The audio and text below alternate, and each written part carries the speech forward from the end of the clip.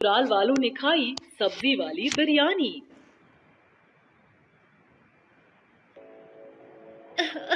माँ, मुझको ये नमक तेल रोटी नहीं खाना है, मुझको मटन वाली बिरयानी खानी है।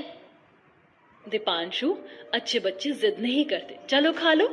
बहू, अब तू बेचारे बच्चे को सूखी रोटी खिलाएगी तो थोड़ी खाएगा, सब्जी नहीं है क्या? माँ जी, आलू बैंगन की सब्जी बना रखी है, मगर इस लड़के के 100 नखरे हैं। सब्जी नहीं खाएगा, घर में दूसरी सब्जी है भी नहीं कि बना दो। ससुर जी खेत से लाएंगे तो बना दूंगी। तभी कड़ी धूप में से दोनों बाप बेटे कंधे पर सब्जियों की बोरी उठाकर खांचे के अंदर आते हैं। हे प्रभु, गजब की गर्मी पड़ रही है गोमती। हाँ जी, जबकि अभी तो चैत का महीना चढ़ा है, तब गर्मी के मारे हाल बेहाल है। मई जून में और भयंकर गर्मी पड़ेगी। सरिता बहू, दोनों बाप बेटे की थाली लगा दे, हाथ मुंह धो लो। बस धो रहा हूँ माँ, अभी मिजाज एकदम थक गया है। खेत की आधे से ज्यादा सब्जी धूप के चलते जल गई। थोड़ी सी सब्जी बेचने लायक निकली है। आज बाजार नहीं लगाऊंगा, फेरी कर लूंगा घूम घूम कर। ऐसा सोचकर शंकर दिल उदास कर लेता है। गरीबी के चलते इस पूरे परिवार की जड़ कमजोर थी। पूरा परिवार किसी तरह 2 टाइम की रोटी खाकर गुजारा करते थे। सब्जी बेचकर भी इतनी आमदनी नहीं थी कि घर में कभी कुछ अच्छा बन जाए। कुछ देर बाद, सरिता, खाना ले आओ, फिर सब्जी भी लगाना है। जी लाई, ये लीजिए, बैंगन की सब्जी रोटी बनाई है। बैंगन की सब्जी सूखी रोटी देखकर दोनों की शक्ल बन जाती है। ये क्या, बैंगन की सब्जी रोटी? रोज रोज सब्जी रोटी खाकर मन भर गया है। अरे मुझको तो बैगन की सब्जी वैसे भी नहीं भाती, मेरी तो भूख ही मर गई। अरे ले जा बहू, थाली हटा ले। बगैर कहे कभी कुछ अच्छा बनाने का तेरा मन नहीं करता। घर में मटन बिरयानी बने तो जमाना गुजर गया है। उस बेचारी को क्यों सुना रहे हो? बिरयानी क्या बिना पैसों के पक जाएगी? इतना बड़ा परिवार है, कम से कम भी 3-4 किलो मटन चाहिए। अरे बस करो भाग्यवान, तुमसे झगड़ा करने की क्षमता नहीं है मुझ में। जब देखो छोटी सी बात पर दाना पानी लेकर चढ़ जाती हो। बाबूजी, माँ जी, आप दोनों झगड़ा मत कीजिए, मैं अभी टमाटर की चटनी बना लाती हूँ।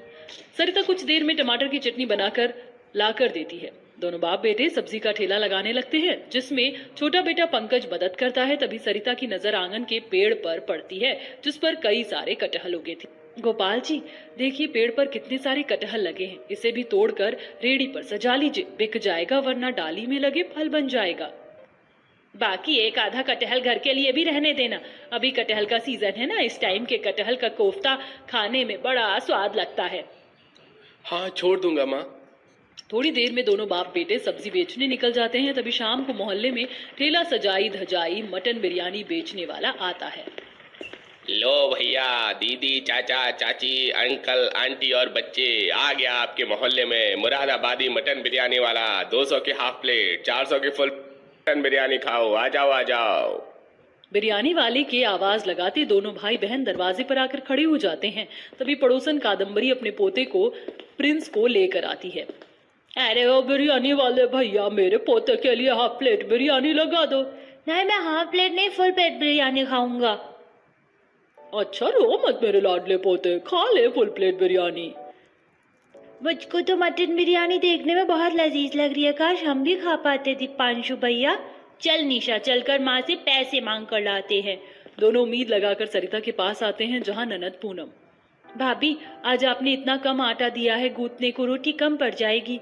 पूनम, आटा बिल्कुल खत्म हो गया है, इतना ही बचा था। तुम्हारे भैया से 4-5 दिन से कह रही हूँ राशन भरवाने को, वो सुनते कहाँ हैं। मैंने 100 रुपए बचा रखे थे, उसी का आटा लेकर आती हूँ। सरिता दाल के डिब्बे में से जैसे ही पैसे निकालती है तो बच्चे हाथ पकड़ कर कहते हैं, माँ, गली में बिरयानी वाले अंकल आए हैं, 100 रुपए दे दो। यहाँ घर में आटा खत्म है और तुम दोनों को बिरयानी खाने की पड़ी है। चुपचाप से जाकर पढ़ाई करो। सरिता के डांटने पर दोनों रोते हुए पढ़ने बैठ जाते हैं। रात में दोनों बाप बेटे उदास मन से लौटते हैं। पंकज, पूनम, दीपांशु, निशा, जरा आकर सब्जी उठवा दो। पूरा परिवार बाहर आके सब्जी उठवाते हैं।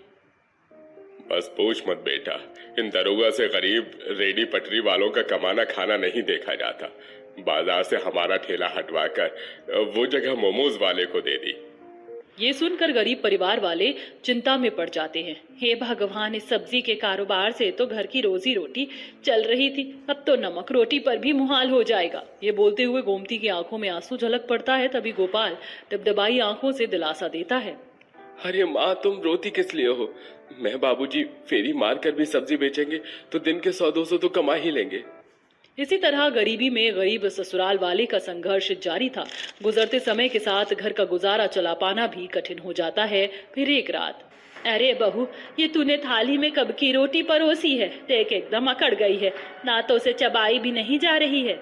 माँ जी कल की बासी रोटी सेक के परोसी है। बाबूजी गोपाल जी सारा दिन कितनी मेहनत से कमाते हैं, फेंकने का दिल नहीं किया। अरे बासी से क्या हो गया बहू, ये भी तो अन्न ही है, खा लो सब लोग। तभी एकदम से उनके खांचे में बिरयानी की खुशबू आती है। लगता है किसी के घर में मटर बिरयानी बना हुआ है। बुआ, हमारे घर में बिरयानी कब बनेगा? बहुत जल्द बनेगा दीपांशु, चलो खा लो। सब लोग बेमन से सूखी रोटी खाने लगते हैं, लेकिन सबका दिल बिरयानी खाने के लिए ललचा रहा था। अगली सुबह हल्ला गुल्ला की आवाज से सब जाग जाते हैं। चोर चक्का कहीं का, बता क्या आया था चुराने, बोल।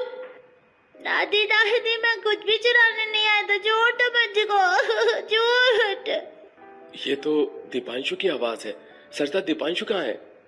गरीब ससुराल वाले हड़बड़ाते हुए बाहर आते हैं, जहाँ कादम्बरी किसी कसाई की तरह दीपांशु का कान पकड़े थी। तभी गोमती झगड़ पड़ती है। अरे ओ निर्दयी औरत, छोड़ मेरे पोते को, छोड़। देखो देखो मोहल्ले वालों, आ गया चोरों का खानदान। तू चोर, तेरा पूरा खानदान चोर होगा। अरे भगवान चुप करो, ऐसे झगड़ा बढ़ाने का कोई मतलब नहीं। अरे एक ही पड़ोस में रहना है हमें। कादम्बरी बहन जी, क्या बात है, मेरे पोते से कोई भूल चूक हुई है क्या? ज्यादा दूध के धुले मत बनो शंकर भाई, पूछते से क्या कर रहा था मेरे घर के आगे। तभी सरिता दीपांशु के मुंह पर बिरयानी की जूठन लगी देखकर समझ जाती है। आंटी जी, अपने बेटे की तरफ से मैं माफी मांगती हूँ। अब चलिए सब लोग। भाभी, जब हमारे दीपांशु ने कुछ किया ही नहीं तो आपने उस घमंडी औरत से क्यों माफी मांगी? दीपांशु, सच सच बता, क्या तूने कादम्बरी आंटी के कूड़ेदान में से बिरयानी निकाल कर खाई थी? हाँ, खाई थी माँ। मैंने तुम्हें कितनी बार बोला कि मेरा बिरयानी खाने का दिल करता है, तुम कभी नहीं बनाती हो। दीपांशु के कूड़े में से झूठी बिरयानी निकाल कर खाने की बात सुनकर ससुराल वालों का कलेजा फट जाता है। पूरा परिवार फूट फूट कर रो पड़ता है।